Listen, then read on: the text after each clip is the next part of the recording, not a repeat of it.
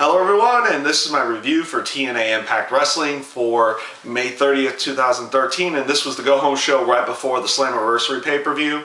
And I'll go off and say, the go-home show right before the pay-per-view here, I felt they did a really good job. They did a good job in an overall sense of the setting up for the pay-per-view. They didn't really add too much into the storyline, into any of the major storylines going into the pay-per-view, but they did a good job of keeping everybody together, keeping the people that are in particular matches together and working together on the show, just for purposes of setting up the pay-per-view in general. So overall, I just felt the show was a really good show. I liked I really liked the AJ Styles, Mr. Anderson match in there. As a matter of fact, pretty much just all the matches in general came off really good. Also, you had the beginnings of Mickie James's heel turn with her not helping out Velvet Sky when she was getting attacked by Gail Kim.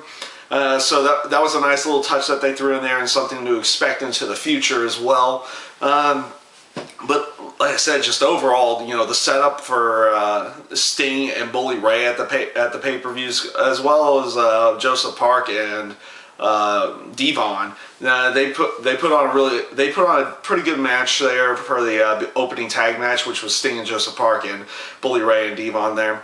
And then, of course, setting up their matches for the pay-per-view throughout the entire show as well as Kurt Angle and AJ Styles. I like the aspect that Kurt Angle came out and started attacking AJ Styles during his match with Mr. Anderson. That was a good way of just continuing on with the feud going into the pay-per-view.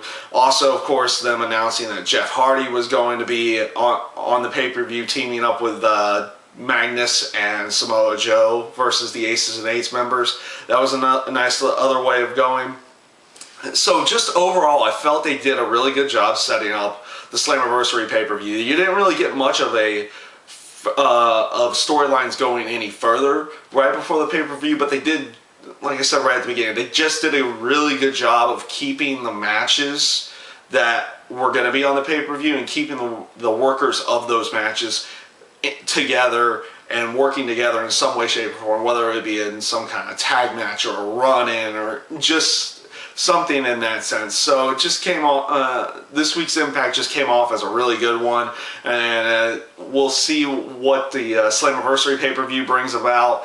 I'm expecting a pretty good, I'm expecting a really good pay-per-view from Slammiversary this time around. So we'll see how Slammiversary goes. This week's Impact, they did a really good job, and I thank you guys for watching, and I hope you enjoyed.